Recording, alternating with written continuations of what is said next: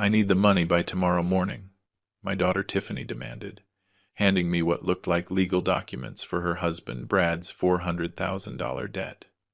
And don't forget, cash only, Brad added with that arrogant smirk I had come to detest. I simply nodded.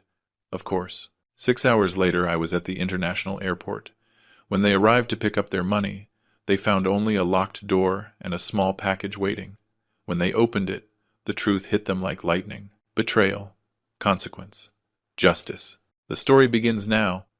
Please subscribe to William's Revenge Stories, and write in the comments what time it is where you are watching this right now. The doorbell rang 3 times in a row, each ring more impatient than the last. I put down my vintage bourbon and the quarterly financial statements, already knowing who was pulling into my circular driveway.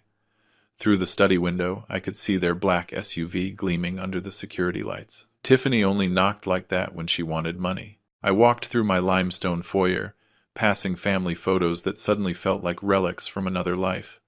Tiffany at 6, missing her front teeth at the Christmas pageant. Tiffany at 18, high school graduation in her blue dress. Tiffany at 27, her wedding day at the big downtown cathedral. Every image now seemed to mock my own blindness.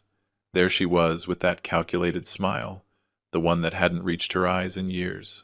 Brad loomed behind her, checking something on his phone with the intensity of a man watching horse race results or football bets. Neither looked particularly happy to be visiting the estate. "Dad!" Tiffany hugged me, lingering a moment too long. The hug felt rehearsed, as if she were making an emotional deposit for a later withdrawal. Brad walked right past me without even a greeting, his expensive cowboy boots clicking against the stone floor as he headed straight for my leather armchair. My armchair. I followed him into the living room, noticing how Tiffany nervously adjusted her designer bag, the $4,000 one I had bought her last Christmas. Brad had already spread documents over my hardwood coffee table as if he were leading a board meeting. Tiffany sat on the edge of the sofa, her fingers finding the pearl necklace I had given her for her 30th birthday. She always touched it when she was about to ask for something. "Can I get you two anything? Water? Scotch? Iced tea?" I suggested, though hospitality was the furthest thing from my mind. "Let's cut to the chase, William," Brad said without looking up from his papers. "We have a situation, not even the courtesy of Mr. Miller." I gripped my glass of bourbon tighter and counted backward from 10, an anger management technique that wasn't working much anymore. Tiffany's voice went high-pitched. Another sign. "Dad, you know we wouldn't come to you unless it was absolutely necessary. You always said family comes first, and we are family. What happened to the investment property?" I kept my tone neutral, though my jaw had started its familiar clenching. Brad finally looked up. His expression suggested I had asked about the Great Depression, market corrections, a temporary setback. But we aren't here for that. Tiffany's wedding ring, her grandmother's ring, spun nervously on her finger. It was her tell when she was lying. It had been since she was 12 and denied breaking my late wife's porcelain angel figurine. "The thing is," Tiffany started, then stopped and started again. "Brad has been working on this new project, an agricultural tech startup. Very promising. Revolutionary, really." "How much?" I interrupted. The grandfather clock in the corner ticked for 3 long seconds of silence. Brad's cologne, something expensive and overpowering, mixed with the oak and smoke notes of my bourbon. Tiffany's heel tapped a nervous rhythm on the stone floor. "It really isn't that much for someone with your assets," Brad said, leaning back in my armchair. The leather creaked under his weight, a sound that had always been mine alone until tonight. $400,000. We need it in our account by tomorrow at 11:00 a.m. The room seemed to tilt slightly. The migraine that always started behind my left eye in moments of stress began its familiar pulse. "Almost $500,000, said as casually as ordering a pizza. "That's it." I started and stopped. Memories arrived uninvited. Teaching Tiffany to ride a bike in the town square, her college graduation from State University, walking her down the aisle at that luxury hotel. Had that little girl ever existed, or had I imagined her? "Dad, we wouldn't ask if we had another choice." Tiffany's fingers moved from her necklace to wipe her eyes, though I noticed there were no actual tears. "The mortgage, the kids' schools. Do you know how expensive everything has gotten with inflation?" Yes, I knew. I paid those tuition fees directly. $15,000 per kid per semester at that private academy. The mortgage on their house in the gated community, the one where I had covered the down payment of $200,000, had been a one-time help 3 years ago. Brad stood up, walked to my bar without invitation, and poured himself 3 fingers of my 30-year-old scotch. We aren't dealing with bank people, William. These are serious people from Vegas. I would hate for this to affect your reputation at the country club or your Ford dealerships. The threat floated in the air like Brad's cologne, thick, overwhelming, and nauseating. My blood pressure spiked. The migraine exploded from behind my eye through my skull. The room spun slightly, and I grabbed the fireplace mantel to keep myself upright. "Dad, you look pale," Tiffany said, not with concern but with calculation, as if she were measuring my weakness for maximum advantage. Then she said the words that changed everything. "If Mom were alive, she would be ashamed of how you are treating us." The words hung between us like a knife. Tiffany knew exactly what she was doing. Linda and I had divorced 8 years ago, but Tiffany still used her memory as a weapon when it suited her. It didn't matter that Linda was living happily in Florida with her new husband, a retired doctor. It didn't matter that she had warned me about Tiffany's manipulation during our Sunday calls. In Tiffany's version of history, Linda was a saint who would have opened her checkbook without asking questions. "Your mother," I said slowly, "would have told you to get jobs." Brad let out a short laugh from my bar, still holding my scotch as if he had earned it. "Jobs? I am an entrepreneur, William. I generate jobs. 3 failed companies in 4 years. A cryptocurrency disaster I had warned him about last Christmas. The consulting firm that never consulted anyone. The organic produce distributor that only lasted 6 months. I had funded them all, every single one, watching money disappear into Brad's delusions of grandeur. You missed little Louie's recital last month." Tiffany changed tactics, her voice shaking with manufactured pain. "And Marion's dance festival. But you have time for your quarterly reports." Those quarterly reports kept her children in private school, kept her SUV fueled, kept her address in the gated community respectable. But I didn't say that. Instead, I watched Tiffany's mascara run in 2 perfect streams. She had clearly practiced this performance. "Let me understand this." I let go of the fireplace mantel, straightening up despite the migraine. "You need $400,000 by tomorrow at 11:00 a.m. For what exactly?" Tiffany and Brad exchanged a look, the kind married couple's perfect after years of coordinated deceit. Brad put down my scotch and returned to the coffee table, shuffling papers with the unconscious rhythm of someone used to handling cards or chips. "Real estate opportunity," he said. "It is time sensitive. We cannot miss this window." "You just said you lost money on real estate." "That was different." Brad's knuckles turned white as he gripped one of the documents. "This is crypto. This is a sure thing." The slip was small but significant. Crypto, not real estate. The same mistake that cost them $200,000 8 months ago. My left hand started to shake. A new symptom in my 65th year. I shoved it in my pocket. Tiffany's phone buzzed. She looked at it, typed quickly, then put it face down. "Dad, we have supported you through so much. When you and Mom divorced, who stood by your side? When the economy crashed in 2020, who helped keep the dealerships running? You were in Cancun that entire summer," I reminded her, bragging about it daily on Instagram. "That isn't fair." I started listing, my voice steady despite the rising anger. The wedding, $600,000. The house down payment, $200,000. Brad's first company, $150,000. The second one, $100,000. The third. "That is ancient history," Brad interrupted, standing up, trying to use his height as an advantage. "We are talking about our future, the future of your grandchildren. The grandchildren whose tuition I paid directly to the school." Tiffany stood up too, grabbing her phone. The rehearsed childhood photo, the one of us at Six Flags when she was 7, suddenly appeared on the coffee table. She had brought it as a prop. "These are not just debts, William." Brad stepped closer, close enough for me to see the small scar above his left eyebrow. "They are obligations to serious people, with serious consequences. By tomorrow at 11:00 a.m. or things get complicated for everyone. Your reputation, the dealerships, that nice country club membership. You are threatening me in my own house." My voice dropped to barely a whisper. "We are being honest about reality," Tiffany said, but her voice faltered. She had never seen me this angry, this controlled. "Dad, please. We need this. Tomorrow at 11:00 a.m. That is non-negotiable." The room felt stifling despite the central air conditioning. My migraine throbbed with every heartbeat. Brad's cologne seemed to thicken the air. Tiffany's calculated tears had smeared her makeup into something almost theatrical.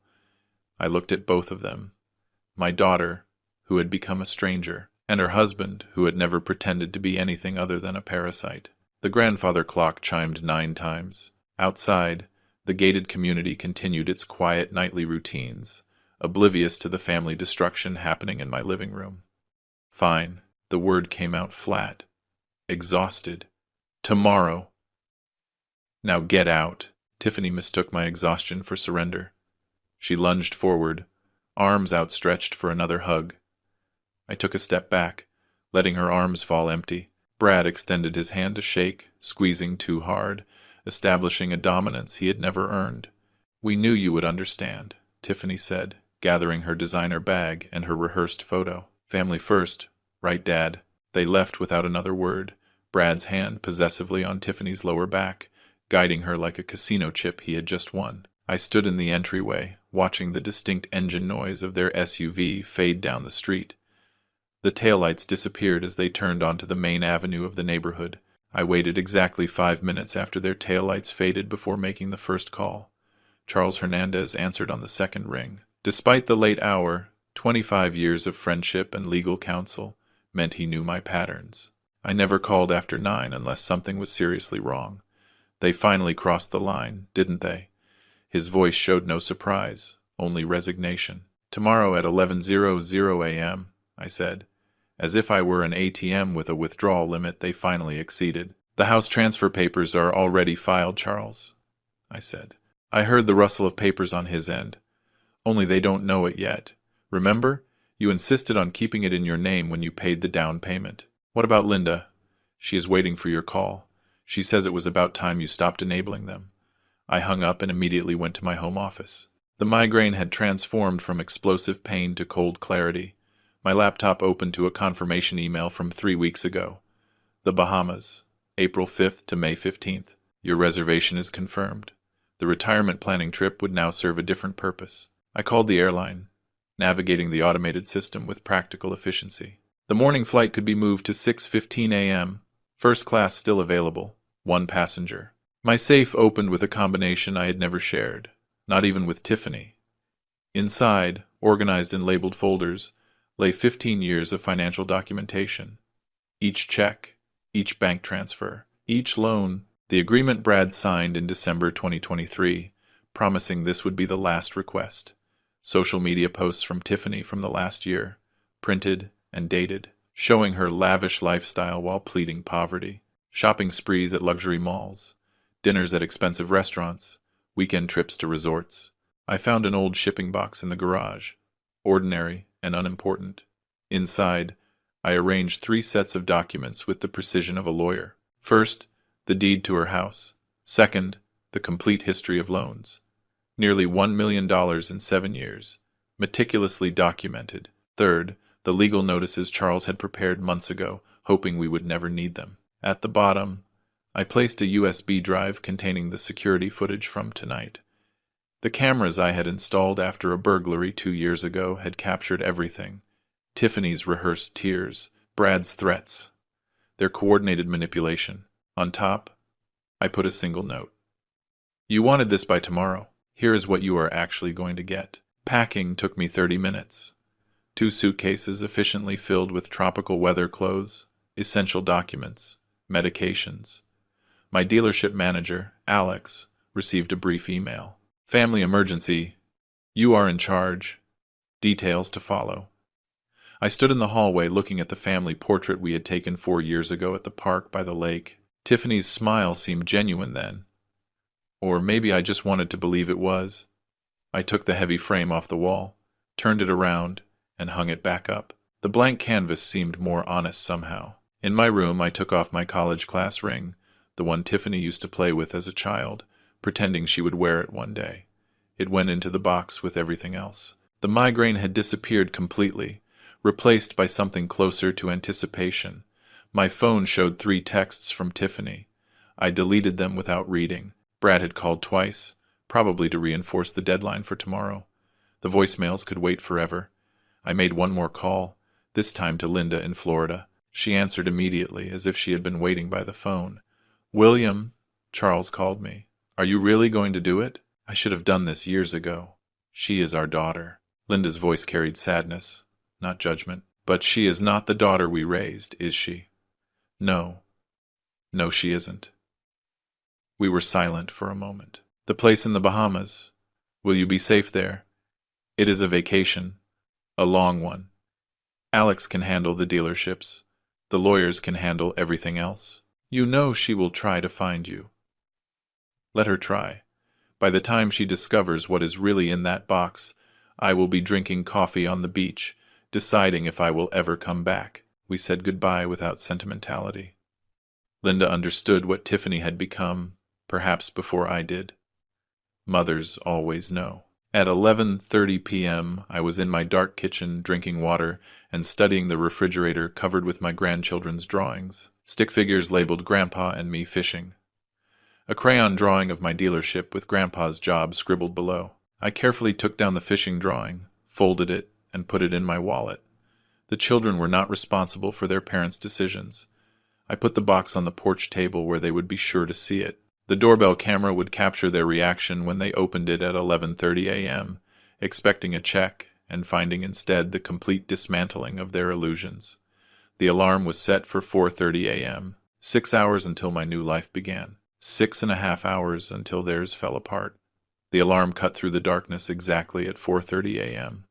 No snooze button, no hesitation. I had trained myself during 30 years of morning dealership meetings to wake up instantly. Today that discipline served a different purpose. The coffee maker clicked on, already programmed the night before. A dark roast, the kind Tiffany always complained was too strong when she still visited for breakfast. The ceramic mug warmed my hands, an anniversary gift from her 10 years ago, when she still remembered those dates. Through the kitchen window, the city skyline was starting its slow awakening, office buildings lighting up floor by floor, while most of the city still slept. I moved through my house with deliberate precision, documenting every room like a detective at a crime scene. The master bedroom still had the portrait of Linda's father. Tiffany had always wanted it. She simply never asked nicely enough to receive it. Her childhood room, converted into an office long ago, still displayed her high school trophies. National debate champion. Academic excellence.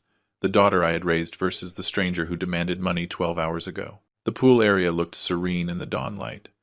I had taught Tiffany to swim there, her fearless 4-year-old splash. Last July, Brad had gotten drunk at our 4th of July celebration. He fell in fully clothed, and then blamed me for the pool's location. Even then, I had given him the check for his ruined designer watch. The car purred to life in the garage. I chose the sedan over the sports car. Brad had too many memories in that car. Too many assumptions about inheritance. The streets of the exclusive subdivision were empty, except for the garbage trucks starting their Saturday routes. I drove past Tiffany's subdivision. All the houses, dark, peaceful. They were sleeping, probably dreaming of ways to spend my money. The radio played classic rock. A familiar band filled the cabin. At the intersection of the main avenues, I considered calling Linda, but decided against it. Charles would handle that conversation better than I could. The highway stretched ahead, almost empty. I passed 3 of my dealerships, their lots full of inventory that would soon be Alex's responsibility. The main location still had my photo in the lobby. That would have to change. Near downtown, I noticed Brad's favorite casino, where his gambling connections congregated, where this whole mess had really started. Construction on the main avenue forced a detour onto another street. The city where I had built my business for 3 decades looked different in the dawn darkness, like a set prepared for a play I would no longer be acting in. Charles's office occupied the 38th floor of the city tower. At 5:30 a.m., the building was mostly empty, except for security and the obsessively ambitious. Charles was waiting in the conference room with Martina, his paralegal, documents spread on the table with military precision, a box of donuts in the center, our tradition for important deals since 2001. "You look surprisingly well rested," Charles observed, sliding the power of attorney across the table. The first good night of sleep in months. I signed with my father's fountain pen, the one Tiffany didn't know existed. Limited scope, I see. Expires in 60 days. Property transfers and financial restructuring only. Can't have you selling my organs after all. My attempt at levity fell flat. We both knew this was necessary surgery, not revenge. Martina presented the property documentation with clinical efficiency. The interesting part, William, is the timing. The transfer was executed yesterday at 4:00 p.m. That was 3 hours before they arrived at your house. 3 hours before. Tiffany's house has been legally yours since she signed those papers in 2021. She never read the second page. The irony was perfect. While Tiffany drove to my house to demand money, she had already lost her biggest asset, the house she constantly bragged about on Instagram, the symbol of her success, had never been hers. The financial blockade, executed at midnight, joint accounts frozen, credit cards in your name suspended, the kids' tuition remains on autopay until December. We are not punishing them. Charles pulled out another folder thicker than the rest. The nuclear option. As we discussed. Inside are transcripts of Tiffany's texts, to her friends calling me a walking ATM and too pathetic to say no. The promissory note Brad signed in 2023, swearing this was the last time. The USB drive with the security footage from last night, their entire performance captured in high definition. The prenuptial agreement Brad signed. Charles continued. Includes a gambling addiction clause. Page 47, subsection 3. He doesn't know. His lawyer was too hungover to read that far. He arrived at the signing smelling like tequila at 2 p.m. Martina looked uncomfortable. Mr. Miller, this is remarkably thorough. 5 years of preparation, I replied. I just kept hoping I would never need it. Charles pulled out a shipping box identical to the one on my porch. Are you sure? If she doesn't find yours, this goes to her office on Monday along with this. He revealed photos. Brad at the casino last week. The timestamp clear. The losses visible on his face. Does Linda know? She has known for months. She helped document everything. She is just as tired of enabling Tiffany as you are. The property in the Bahamas. Purchased through the offshore entity. Completely shielded. Even if Tiffany gets ambitious with lawyers, she cannot touch it. I signed the last document, my hand shaking slightly over the dissolution of Tiffany's trust fund. 20 years of planning for her future dissolved with a single signature. Charles noticed the tremor. Scotch. He pointed to his desk drawer. Another tradition. No. I need a clear head for the flight. At 6:00 a.m. I stood up and shook Charles's hand. His grip conveyed understanding, sympathy, and determination. The elevator descended alone, each floor marking the distance from my previous life. The valet already had my sedan running. I handed him a $100 bill in an envelope. Alex Martinez will pick this up on Monday. The young man nodded, confused but professional. I drove toward the airport as the sun broke the horizon, painting the city skyline in gold. My phone buzzed. Tiffany calling earlier than expected. The last time I would hear that ringtone without choosing to answer. The highway stretched toward the airport as dawn painted the hills in copper and gold. The familiar route felt different this morning. Each landmark was a goodbye. The coffee shop was setting up at the intersection where I usually stop for breakfast. Not today. A news spot on the radio discussed the expansion plans of a local businessman. My own dealership group, ironically, though they would not be mine for much longer. Tiffany called 3 times in a row, then Brad once. Each ring felt like a countdown. 10 years ago, that sound would have made me answer immediately, worried that something had happened to the grandkids. Now I recognized it for what it was. The sound of entitlement demanding its due. Mental inventory as I merged onto the freeway. Alex had run Saturday operations for 5 years. He would manage fine. The property management company had their instructions and 6 months prepaid. The grandkids' tuition would continue until December. They shouldn't suffer for their parents' decisions. Everything else had ceased to be my responsibility at midnight. The south terminal of the airport emerged from the morning mist. The valet stand wasn't busy yet, just 2 attendants getting ready for the day's rush. Mike, who had parked my cars for 4 years, looked surprised. Early flights, Mr. Miller. Change of plans. I handed him the keys and an envelope. Alex Martinez will pick this up on Monday. His information is inside. Everything okay, sir? Better than it has been in years. I didn't look back at the car. That car had taken Tiffany to her wedding, Brad to countless casinos, me to countless ATM withdrawals. I would let Alex decide what to do with it. The first-class counter was empty, except for Helen, who had checked me in for dozens of business trips. The Bahamas today, Mr. Miller. I have you on the 6:15 to Miami, connecting to Nassau. That's right. Normal conversation masking a life-changing shift. 2 bags to check. That is all I need. As she handed back my passport, I pulled out a sealed envelope. I need a favor, Helen. Someone will come to pick this up later today. Tiffany Morales. She will be agitated. Helen's professionalism never wavered. Special instructions. Just verify her ID. There is a key inside for a storage unit. She will understand. Or she won't. Either way, the storage unit contained 20 years of her childhood belongings. I had kept things she never bothered to pick up. I would let her decide if the memories were worth more than the money. The expedited security line moved with Saturday morning efficiency. The usual agents recognized me. Where to today, Mr. Miller? Business or pleasure? Neither. Personal. I went through the scanner, belt off, shoes in the tray. The mundane ritual of modern travel felt surreal against the backdrop of the deliberate demolition of my life. I collected my belongings, each item returning to its designated pocket, except my phone, which remained off.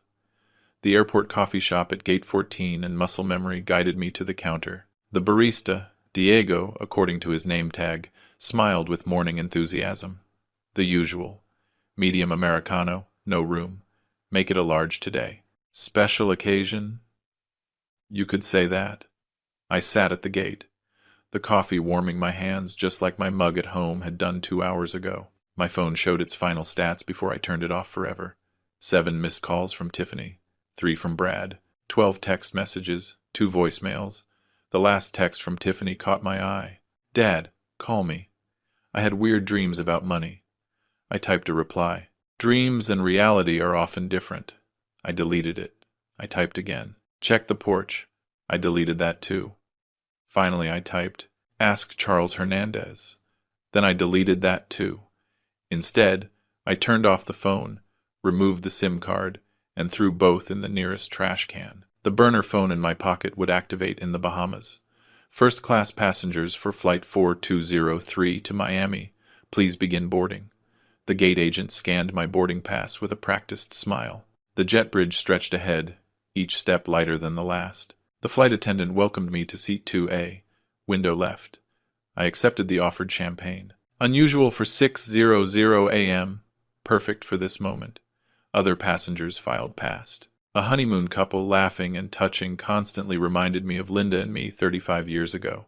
A business traveler typed frantically on his laptop, chasing some deadline that seemed monumentally important. That had been me once, building an empire for a daughter who only saw ATM codes.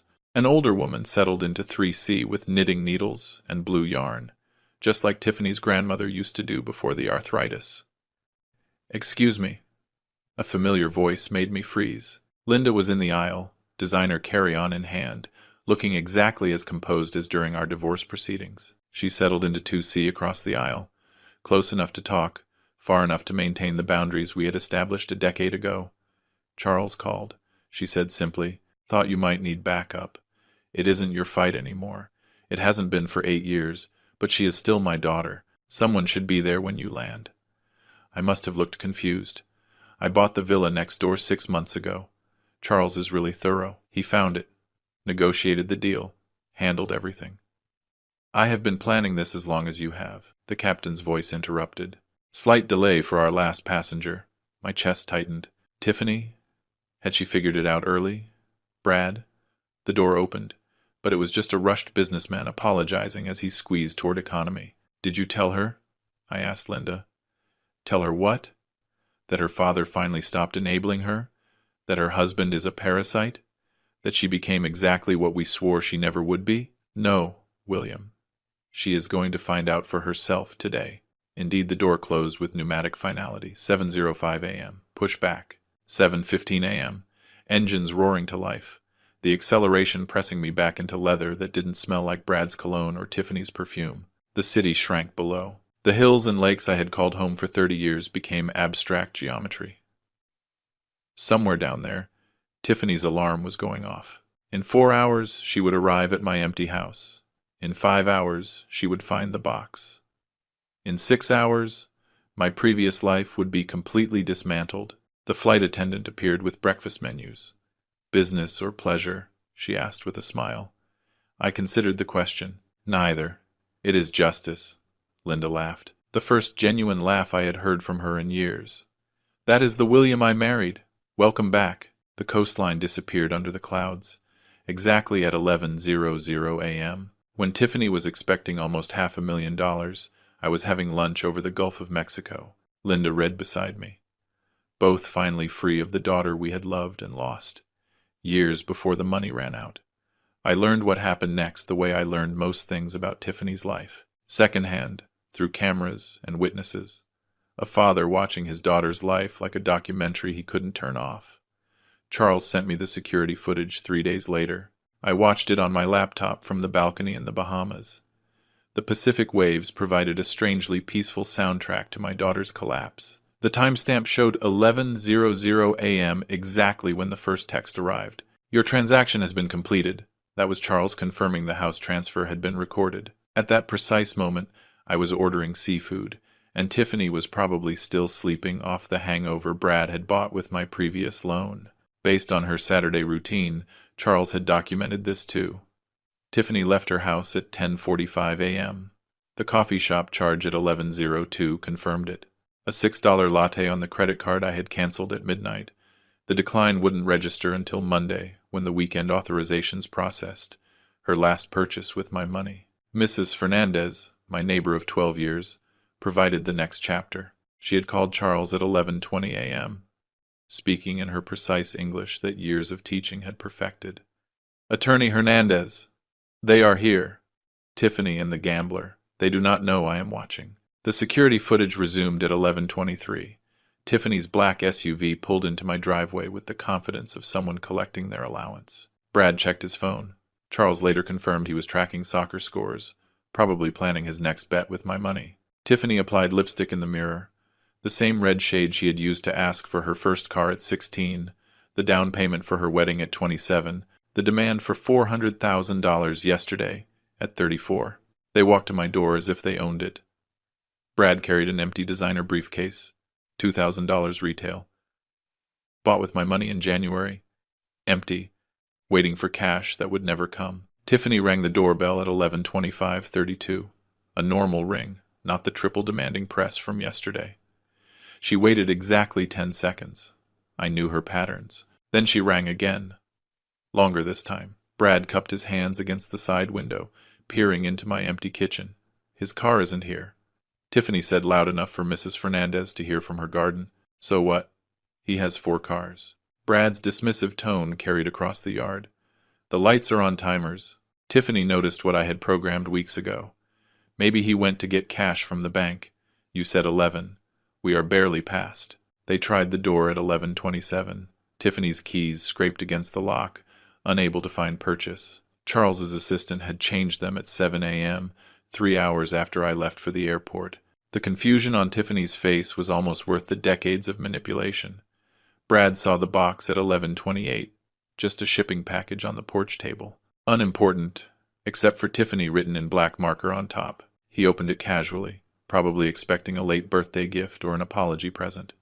The first document he pulled out was the deed to her house. His face changed like a time-lapse photograph of rotting fruit, from confusion to disbelief to horror in less than 3 seconds. He dropped it, and Tiffany snatched it before it hit the ground. What do you mean it is in his name? Tiffany's voice reached Mrs. Fernandez's patio. Tiffany pulled out the next spreadsheet. Each payment, each loan, each gift, meticulously documented. Total, nearly $1 million in 7 years, not including the house. Her hands shook as she reached the final line. The photographs came out next. Brad at the casino last week. The timestamp clear, his losses written on his face. Then the promissory note he had signed, swearing the December money was the last he would ask for. Tiffany's text messages to her friends printed and highlighted. Dad is too pathetic to say no, and he is going to cave. And my personal favorite, I deserve this money more than he does. At 11:33, Tiffany's phone buzzed. The first credit card declined. Then another, and another. The main card. The gold one. The department store card. All suspended. All in my name. All canceled at midnight while she slept. Brad tried to call someone at 11:35. His bookie, Charles discovered later, who informed him that credit extensions required collateral, not promises. Tiffany collapsed on my porch steps, her designer dress crumpling against the concrete I had renovated last summer. She found the USB drive at 11:36:22. She plugged it into her phone with trembling fingers. Her own voice echoed from the speaker, tiny but clear. Just take whatever he gives you. He is too pathetic to say no. Then Brad's voice. We aren't dealing with bank people, William. These are serious individuals. The prenuptial agreement surfaced last. Page 47 was highlighted in yellow. The gambling addiction clause circled in red. Immediate forfeiture of marital assets if gambling debts exceeded $50,000. Brad had passed that limit 3 years ago. Brad threw his briefcase against my front door at 11:38:17. The handle broke, the designer leather scattering across my porch. Tiffany's crying became audible on the recording. Not the pretty tears from yesterday, but raw, ugly sounds of someone realizing she had played herself. Mrs. Fernandez emerged at 11:39, her small frame holding her phone like a weapon. I am calling the police if you do not leave. This is my neighbor's house. This is my father's house, Tiffany screamed, mascara creating abstract art on her cheeks. Not anymore. Mr. Miller sent me the property transfer notice this morning. You are trespassing on private property. Brad ran to the car at 11:40, leaving Tiffany gathering scattered papers. Her fortune now just trash on my porch. She left some behind. The wind would take care of them. Brad peeled out, leaving tire marks on my driveway that the property manager would charge to his account. At 11:41, exactly. When Tiffany discovered her inheritance had evaporated, I was watching the ocean from a beachside restaurant in the Bahamas. The waiter had just asked me if I was celebrating an anniversary. No, I said. My freedom. Charles called on Monday with the epilogue. Tiffany returned Sunday morning with a locksmith who refused the job once he verified ownership. She tried to jump the fence until the security company responded. The police gave her a warning for trespassing. Brad never returned. Charles heard he had moved into his brother's apartment in another city. The divorce papers were already filed. 3 days later, sitting on my balcony with Linda reading beside me, Charles asked if I wanted to see the full footage. No, I said, watching the pelicans glide over the lagoon. The screams I had heard for 5 years were finally blessedly silent. Charles sent me the parking lot footage 3 days later. I watched it from my terrace in the Bahamas. Gentle waves in the background, while my daughter's life imploded on my laptop. The timestamp showed 7:00 p.m. on April 4th, exactly when I was having my first peaceful dinner in years. Her SUV screeched into the underground parking of Tiffany's condo building. Even without audio, Brad's body language screamed rage. He slammed the door so hard the car alarm triggered, its lights flashing like a distress signal no one would answer. Tiffany chased him to the elevator, clutching those documents like evidence in a murder trial, which in a way they were, evidence of the murder of her illusions. The building's elevator audio, which Charles's assistant somehow obtained, captured their conversation with devastating clarity. Tiffany's voice, shrill with betrayal. You said it was commercial real estate investment. Brad's denial came fast, desperate. The casino was just to relieve stress. Relieve stress? Relieve stress. The sound of papers hitting flesh, then the pleasant ding of the elevator, the doors closing on Tiffany's raw sobbing. By 7:30 p.m., Tiffany had started a live stream on social media that would become legendary among the social circles of the city. Charles's assistant grabbed screenshots of everything before Tiffany deleted it minutes later. There she was, mascara creating abstract art on her cheeks, wine glass shaking in her manicured hand. When someone you trust betrays you, she held the house deed toward the camera, Brad visible in the background throwing clothes into a suitcase. When your whole life is built on lies. The wine glass flew across the room, smashing against her wedding photo.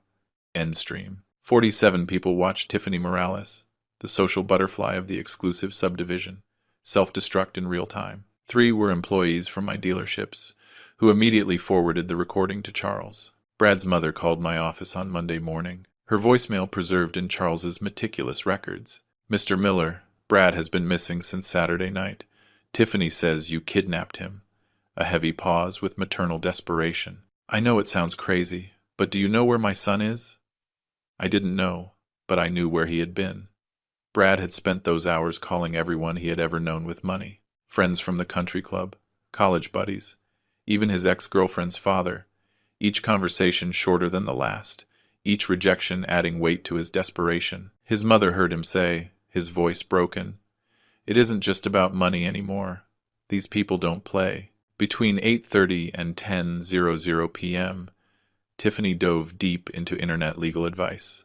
Her search history, visible because she had used my online shopping account to access the Wi-Fi, read like a map of denial. Can a father take back a gifted house? How to break power of attorney? Statute of limitations, financial gifts, emergency bankruptcy lawyers. Can casino debts affect wife? Cheap divorce lawyer, no retainer. The last search hurt more than expected, not because she wanted to divorce Brad. That was years overdue, but because she immediately went looking for someone else to fund him. Isabel, Tiffany's best friend from college, called Linda around 10:00 p.m. Tiffany had finally played the entire USB drive. Not just yesterday's recording. 5 years of family gatherings, birthday parties, and Christmas dinners, all secretly recorded. Tiffany's voice calling me a walking ATM on her 30th birthday. Brad joking about bleeding the old man dry at Christmas dinner. Tiffany coaching Brad on manipulation tactics before our anniversary dinner. The family toast, where they had mockingly thanked, "Good old Dad." The family bank. She played it 3 times, Isabel told Linda, as if she couldn't believe it was real. The cascade of credit cards began exactly at 10:17 p.m., each decline notification pinging in Charles's monitoring system. Main card declined, gold card suspended, store card invalid. Even her coffee shop card deactivated. A food delivery driver filed a complaint the next day. Tiffany had ordered $200 in sushi, planning to pay cash. There was no cash in the house. The driver threatened a small claims lawsuit, while Brad was already at a pawn shop with her jewelry. Tiffany's posts on social media between 11:00 p.m. and midnight became the city's gossip legend, each one deleted in minutes. But the screenshots spread like fire. Betrayed by blood. When your father chooses money over family. Does anyone know labor lawyers? Selling designer bags. Serious offers only. The comments she didn't expect arrived immediately. Her cousin, not furious, just sitting, watching the dark windows as if they might suddenly light up with forgiveness. She stayed there for an hour, Mrs. Fernandez reported. When she finally left at 1:00 a.m., she looked different, as if she had aged 10 years in 10 hours. By midnight on April 4th, Tiffany had lost access to $2 million in assets, discovered $400,000 in hidden gambling debts, realized Brad had gambled away their savings, discovered she never owned her house, and learned her mother had known everything for months. Charles asked if I felt guilty about the recordings. I told him the only thing I regretted was not starting to record sooner. On Sunday morning, April 5th, Tiffany stood at the entrance of my office building for 2 hours. Security footage showed her pressing the intercom every few minutes, like a child repeatedly pressing the elevator button, hoping persistence would change reality. She called employees from the company directory she had stolen years ago. Alex blocked her after the 3rd call. Others simply didn't answer. By noon, she had moved to the international airport, the same terminal where I had dropped her off for college visits, where I had welcomed her back from her honeymoon. Now she was there, like a detective, desperately searching for clues of my escape. Airport security wouldn't provide passenger information. The airline required a court order. When she pleaded family emergency, they checked their system. The passenger specifically requested no contact, the agent informed her. Charles had the airport security video. Tiffany's face crumbling at those words. Her transport receipts that afternoon, the last trips before the account was cut off, mapped a path of desperation across the city. The country club. Membership revoked. Entry denied. The restaurant where we had celebrated every major deal. We haven't seen Mr. Miller lately.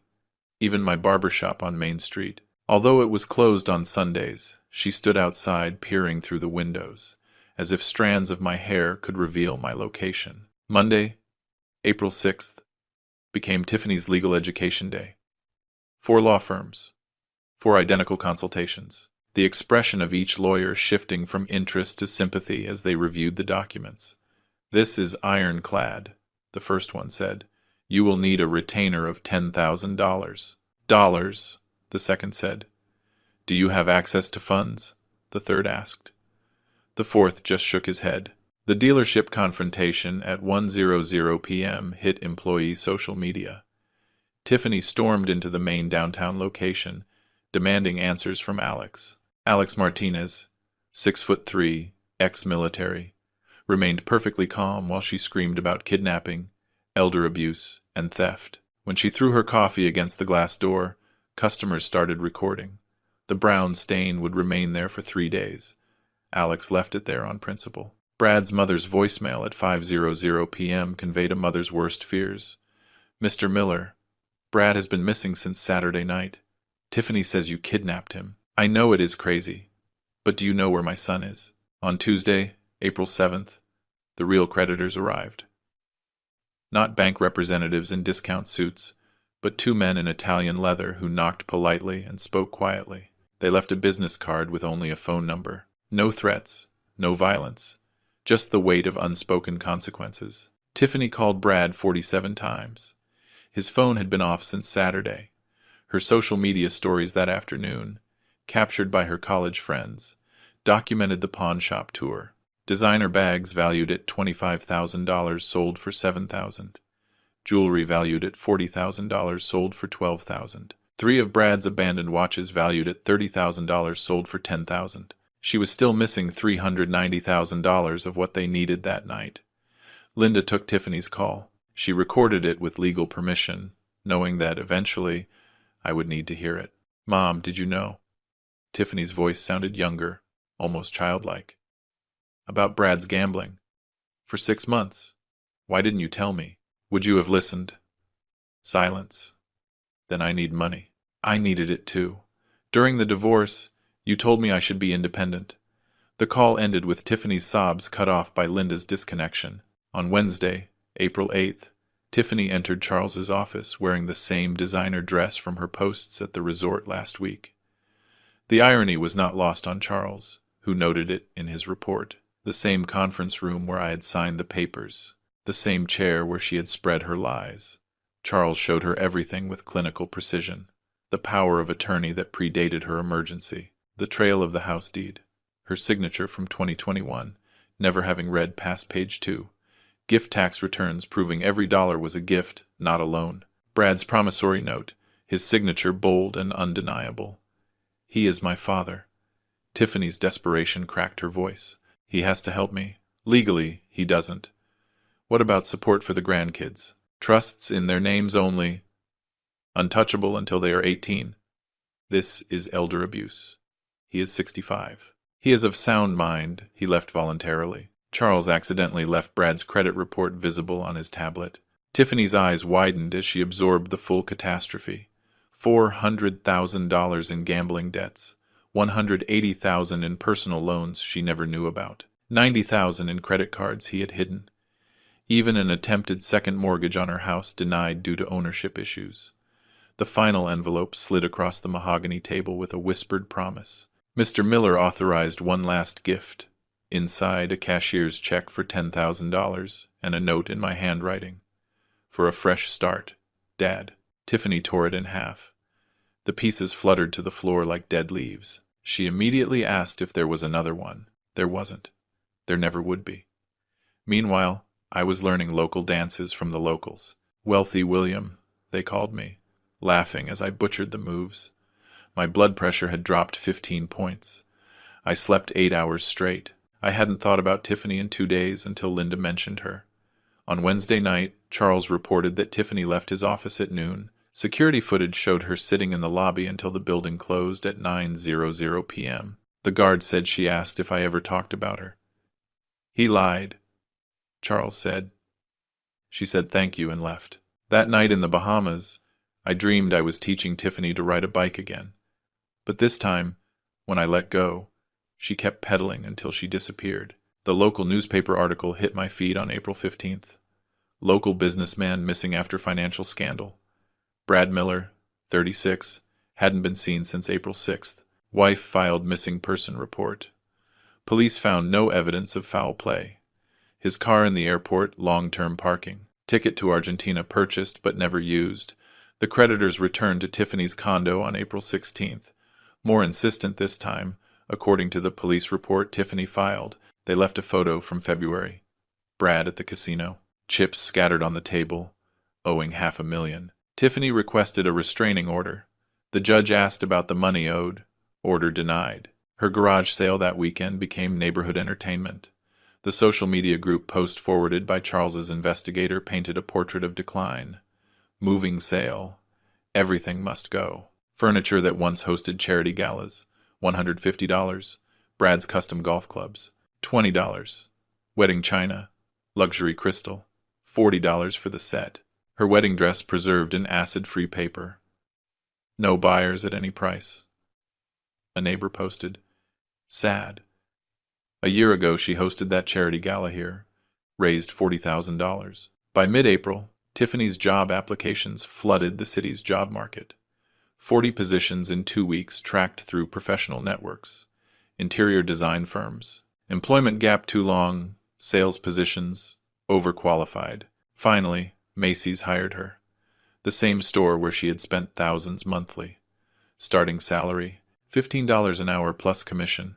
The universe's sense of irony remained intact. On April 18th, an eviction notice appeared on her condo door.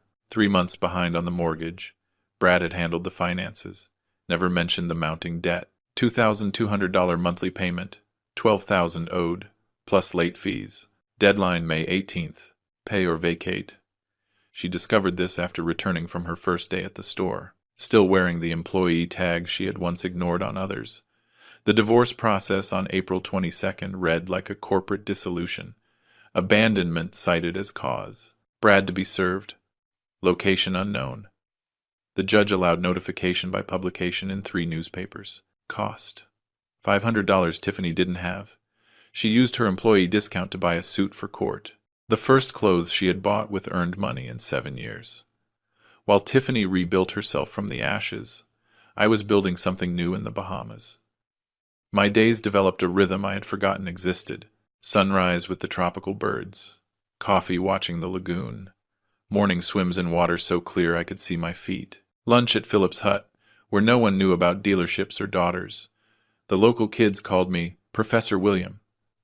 I taught them English idioms in exchange for coastal phrases. Their parents invited me to dinners where no one mentioned money, investments, or opportunities.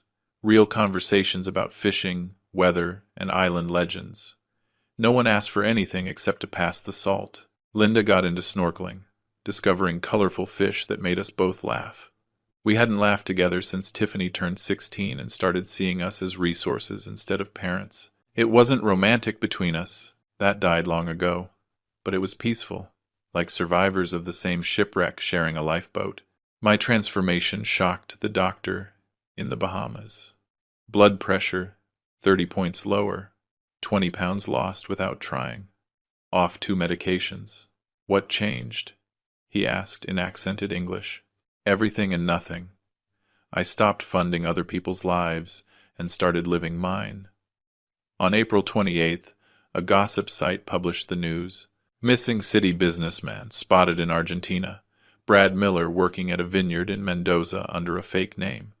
The photo showed him carrying crates, 15 pounds thinner, no wedding ring. Extradition unlikely for civil debts. Tiffany commented on the article with just 2 words. Good riddance. On April 30th, Tiffany finally used the key to the storage unit at the airport. Mike reported what she found. Every childhood item she had stored, photo albums she thought she had thrown away. Her grandmother's jewelry assumed lost in the divorce, a savings bond of $50,000 in her name, maturing in a year, and a note in my handwriting. For when you remember who you were before the money mattered. Dad. The email arrived on May 2nd, sent by Charles. Attorney Hernandez, please tell my father I found the storage unit. I understand now. I am sorry. I am working at Macy's. I am surviving. Maybe that is the lesson. Do not tell him. But is he happy? Tiffany, Charles asked if he should reply. May, sunset on the beach, Linda reading beside me. The same musician from my first night, playing nearby. The same place where Tiffany was discovering the box that changed everything. Tell her yes. I told Charles over the phone. Tell her I am happy, and tell her the bond was her mother's idea. Anything else? Tell her I will be here when she is ready to visit, but she pays for her own ticket. That night I watched the local families on the beach. 3 generations playing together. No one looking at phones. Everyone engaged in real conversation. Poor by my country's standards. Rich in every measure that mattered. Tiffany texted Charles. Thank you for telling me. Maybe Christmas if I save enough. The first time in 5 years she had mentioned saving for something. On May 10th, Philip's band played at the beach bar. They dedicated a song to Wealthy William. Not the classical piece this time, but a local folk song about a man who found treasure by giving it all away. Linda translated with tears in her eyes. It wasn't really about me. It was about all the expats there, all running from something, all finding something else. Charles called that night to say Tiffany had sold her SUV, bought an 8-year-old simple car, opened a savings account, posted on social media about the dignity of honest work. Should I keep monitoring her? He asked. No. The lesson was learned. The teaching is over. The learning is perhaps just beginning.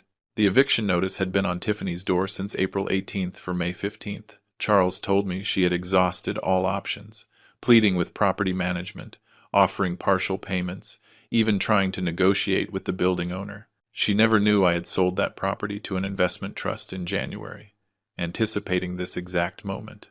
Building security footage showed her renting the smallest moving truck available that Saturday morning. Loading it alone took her 10 hours. Mrs. Peterson, whom Tiffany had complained about for years regarding her noisy grandkids, offered help from her balcony. Tiffany's pride, even broken, wouldn't let her accept. She struggled with a leather sofa she had bought with my money, dragging it inch by inch to the truck, while neighbors watched from their windows. The storage unit she could afford held everything except clothes and her laptop. 1 month prepaid. The cheapest facility in the city. Pure irony, her unit was directly next to the one I had left her, the one with the bond. She walked past it daily, never realizing. On May 20th, the final communication from Brad arrived. A certified letter from Argentina, requiring signature. The mailman later provided an affidavit for Tiffany's divorce proceedings, describing how her hands shook as she signed. Inside, a page in Brad's handwriting. Tiffany, by the time you read this, I will have a new name and a new life. The men looking for me won't find me. Don't you try either. I regret your father's money, but you were the one who said he would never cut you off. We both gambled.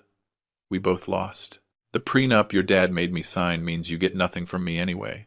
Consider us even. Jerry, her store manager, called Charles concerned. Tiffany didn't show up for 3 days. When she returned, she had lost 10 pounds, her eyes sunken. The manager almost fired her. For the first time in Tiffany Morales' life, she begged, literally begged. She kept the job, promising perfect attendance going forward. May 30th, eviction day. Tiffany's new address, a studio above a taco bar in a working-class neighborhood, the same neighborhood she had called dangerous when visiting college friends. 350 square feet, a window AC unit that rattled like dice in a cup, shared laundry in a basement that smelled like mildew, $800 a month, cash only, no credit check. The second job started June 1st, night shift at a diner, 11:00 p.m. to 7 a.m., the same diner where she had made a scene 2 years ago, demanding the manager for cold coffee. Now she served drunk college students and exhausted hospital workers for $8 an hour, plus tips. Her new schedule became robotic. Wake up at 5:00 p.m., store from 6:00 p.m. to 10:00 p.m., sleep from 3:00 p.m. to 10:00 p.m. No. Sleep patterns shattered. Store until 10. Diner from 11 to 7. Repeat. Sundays off were spent doing laundry and meal prepping. Rice and beans. The cheapest chicken she could find. Linda visited on June 10th. She called me that night, her voice careful. Tiffany had hung an item on the water-stained wall of the studio, our photo from her college graduation. The designer clothes were gone, replaced by discount store basics. 30 pounds thinner, cheekbones sharp as accusations. Her conversation, according to Linda, went like this. I helped your father plan this. I know. Are you angry? I was. Now I am just too tired to be angry. The bond was my idea. An insurance policy for when you hit rock bottom. This is rock bottom. No. Rock bottom is when you stop blaming everyone else. Tiffany's admission came slowly, like pulling teeth. I was a terrible daughter. You were a spoiled daughter. Is there a difference? Terrible cannot be fixed. Spoiled can be overcome. The holiday weekend arrived with the usual summer heat. Tiffany worked a double at the store. Time and a half for holiday pay. The diner was packed later with drunk partiers. She made $300 in tips in one night, the most cash she had touched since April. The diner's security camera captured her at 7:15 a.m. on July 15th, sitting in her simple car, counting tips, crying, not the manipulative tears I had seen so often, but something raw. Later she texted Charles that it was the first money she had truly earned. No manipulation, no last name, no expectations, just work. Her phone log showed a text written but never sent. Dad, I made $300 tonight completely alone. I know you won't see this. I know I was awful, but I wanted you to know I am starting to understand. She deleted it, but the phone company records remained. Meanwhile, in the Bahamas, the dry season had begun. I had started teaching English at the local school. Volunteer work. The kids called me Professor William. No one knew about my money. Linda painted terrible seascapes, selling them to tourists for $20, donating the proceeds to the school. We dined together most nights. Simple food, fish, fruit, garlic. Better than any meal at the country club. Charles sent his latest update. Tiffany is working 2 jobs, living in a studio, surviving. My reply. Stop monitoring. She needs to do this alone now. July 20th, midnight. Tiffany started another shift at the diner. The holiday crowd filtering out. She tied her apron, grabbed her order pad, approached a table of drunk business school students, the type Brad would have associated with. Welcome. What can I get you? A loud voice recognized her with shock. Tiffany? Tiffany Morales from the country club. She didn't flinch. That is me. Now, what can I get you? Charles told me later. That was the moment. Serving coffee to people she knew from her previous life. That Tiffany stopped being my daughter and started becoming herself. August had brought the full summer heat and Tiffany had found her rhythm. Department store customers started asking for her specifically. She had become genuinely helpful instead of critical. The night shift nurses at the diner tipped her extra because she remembered their coffee preferences without asking. No sugar for Helen. Extra cream for Julia. Decaf for Mary, who was pregnant. Her co-worker at the store told Charles that Tiffany had dropped from a size 12 to a size 6. Not from diet, from work. Walking miles daily on the store floors. Carrying heavy trays all night. Eating only what she could afford. Her cheekbones could cut glass, but her eyes had gained something they never had before. Awareness. Sundays followed a strict routine. Laundry at 6:00 a.m. when the machines were empty. Grocery shopping at local markets where produce cost half the price of the expensive stores. Meal prepping in her tiny kitchen with the one working burner. Then, unexpectedly, the library. She had started checking out books on financial literacy, taking notes in a notebook like a college student. September 10th, Tuesday. Tiffany checked her mail in the apartment building lobby. Usually she received credit card offers for people with good credit she no longer had. This time, a cream-colored envelope with no return address, postmarked from the Bahamas. She sat on the lobby steps. She couldn't wait to get to her apartment. 3 pages of my careful handwriting. The same handwriting that had signed birthday cards and checks for 34 years. Tiffany, I am writing this on a beach. A little girl here reminds me of you at 8. Fearless, curious, demanding the world bend to her will. The difference is she is also grateful. I do not blame you for becoming who you became. I created you. Every time you cried, I wrote a check. Every time you demanded, I complied. I thought I was loving you. In reality, I was training you. Your mother says you are working 2 jobs now. Good work teaches what inheritance never can. That money represents time, effort, sacrifice. Every dollar you earn has a weight my gifts never had. I am not coming back as the man I was. That man was a checkbook with a heartbeat. But I might come back to meet the woman you are becoming. The storage key you found was your mother's insistence. She said you would need something to hold on to. The bond matures in April 2026. By then, you will have learned to live without it. But love without respect is just pity. Earn my respect, Tiffany. More importantly, earn your own. P.S. Your grandmother would be proud of you working at the diner. She was a waitress when she met Grandpa. You never knew that. I was too ashamed to tell you. Now I am ashamed I was ashamed. Tiffany carried that letter in her apron pocket the next week. Her coworker at the diner said she read it on breaks, crying in the bathroom. Not tears of anger, but something deeper. She started asking her coworkers about their families, their struggles, really listening to the answers. She called Linda about the grandmother revelation. Why did no one tell me about Grandma? You never asked about anyone's struggles, only their successes. What else don't I know? Everything that matters. The transformation showed in her performance review at the store. Tiffany has become our lead associate. Customers trust her. She relates to people saving for special purchases.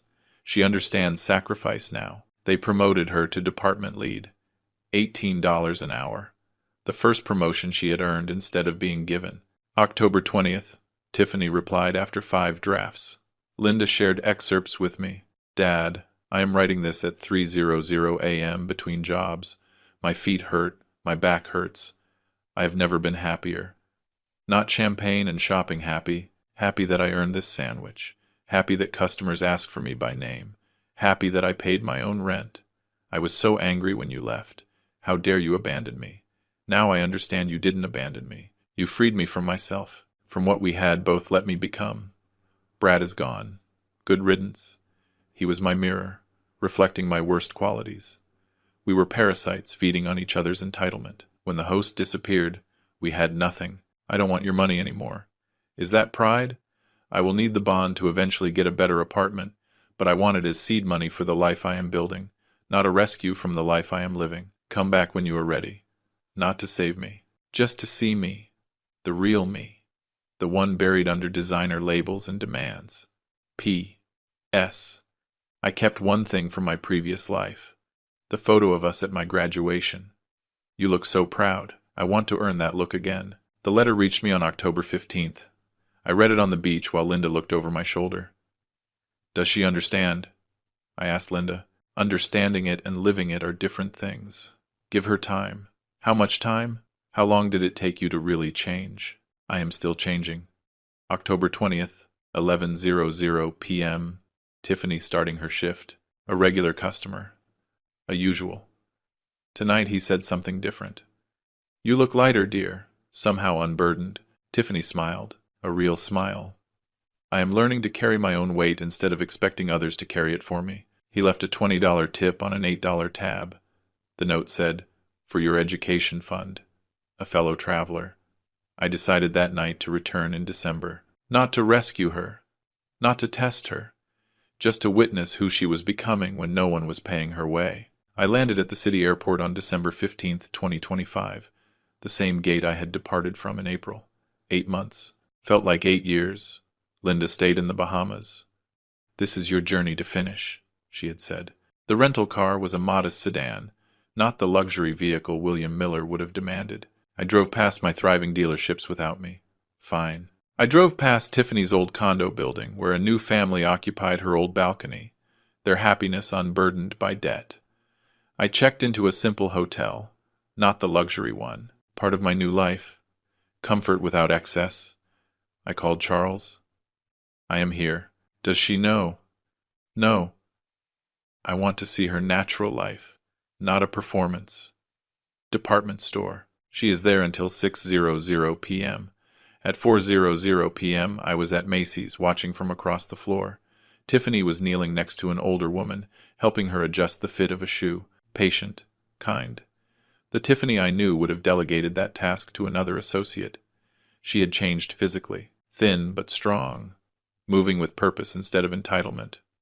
Her uniform was simple but neat, hair in a ponytail. No more weekly salon visits. Her face without makeup was beautiful in a way I had never seen. Honest. At 5:30 p.m., I approached like any customer.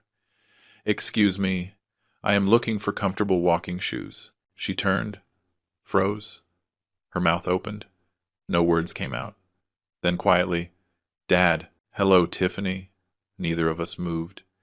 8 months of change suspended between us. Then she laughed.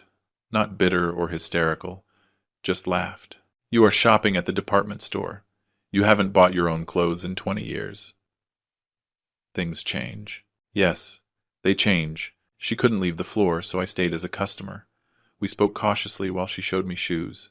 "You look different," I said. "I am different. Poverty is an effective diet plan." "It isn't poverty. It is reality. The same thing when you are used to fantasy." She rang up the shoes, applying her employee discount without being asked. Pride in small gestures. "I get off at 6:00. Then the diner at 11:00. Can we have dinner between shifts? I can't afford to eat out. I cook." "Where do you live?" She hesitated, then gave her address. "It isn't what you are used to." "Neither am I." 6:30 p.m. I climbed the stairs to her studio. She had changed from her uniform to worn jeans and a t-shirt, both clean but clearly secondhand. The apartment was tiny but spotless. One chair, one stool. She gave me the chair. "It isn't much," she started. "It is yours. That makes it everything." On the wall, our graduation photo. On the counter, my letter on a small shelf. Financial planning books from the library. I cooked pasta with the groceries I had brought. Basic but fresh. She watched me cook something we hadn't done together since she was 10. "Mom says you are teaching in the Bahamas. Volunteer Spanish to local kids for free. The best things I have done lately have been free." We ate at her tiny table with plastic plates and mismatched forks. Better than any dinner at the country club. "I hated you," she said suddenly. "I know. I mean, I really hated you. I wanted you dead. I know. How could you leave me with nothing? How could I have left you with everything? I was killing you. We were killing both of us." "Yes." The silence settled. It was awkward. Necessary. At 9:00 p.m., she needed to get ready for the diner. I pulled out an envelope. "This is not a rescue. It is an investment." Inside, a check for $5,000 and a contract. "What is this? Business proposal. Do you work for me?" "Not at the dealerships. New project. Teaching financial literacy to young adults. You know the cost of not knowing. I am not qualified. You are uniquely qualified. You have been on both sides, rich without understanding, poor with an awakening." She read the contract carefully. "Fair salary, no special treatment. Raises based on performance. This isn't charity. This is business. If you fail, you are fired, daughter or not. And if I succeed, then you will have succeeded." At 10:30 p.m., she had to leave for the diner. She hugged me. The first real hug in years.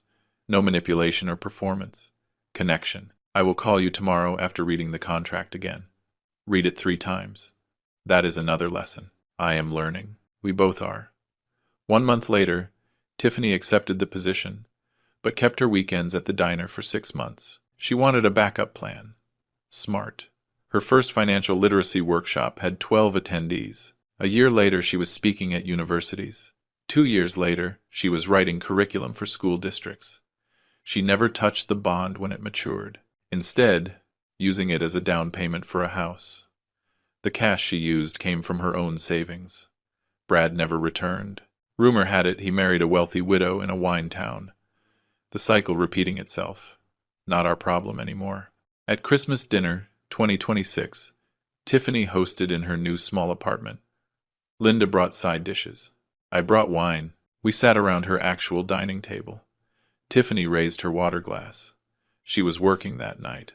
To family, to lessons learned, Linda added. To starting over, I finished. To wealth earned, not inherited. We clinked glasses, appropriate and cheap. Perfect imperfection. The fortune I had spent my life building was nothing compared to the wealth in that small room. A daughter's respect earned, not inherited, and the knowledge that sometimes the best gift you can give someone is the chance to save themselves. But our story didn't end that Christmas of 2026. Like all true transformations, this one continued to evolve, surprising us all with its depth. Tiffany's financial education program grew beyond our most ambitious expectations. By 2027, she had expanded from weekend workshops to a full curriculum. Universities began inviting her not just as a guest lecturer, but as an adjunct professor. Her first book, From Privilege to Purpose, A Guide to Real Financial Literacy, was published in 2028. The dedication made me cry. To my father, who taught me that love sometimes means letting go, and to my mother, who taught me it is never too late to start over. The book became a bestseller, not from expensive marketing, but from word of mouth.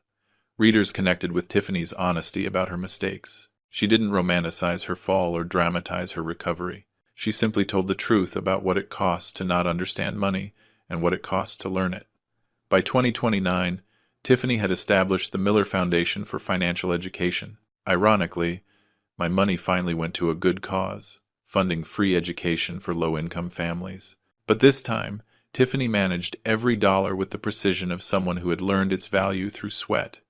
The grandkids, Louie and Marion, now teenagers, spent summers with us in the Bahamas. Not at a luxury resort, but in the simple house Linda and I had bought together. The kids learned Spanish from the locals. They fished from humble piers, and never knew their grandfather had once been wealthy, until they were old enough to ask questions. "Grandpa," Louie asked at 16, "why does Mom always check prices twice at the supermarket if you have car dealerships?" Tiffany and I exchanged a look across the dinner table. The moment had come. We told them the whole story that night. Not the softened version for kids, but the full truth, about loss, work, and finding dignity in earning your own way. Marion, always the most practical, asked, "So are we poor or rich?" "We are rich in the ways that matter," Tiffany answered, and smart enough not to forget it.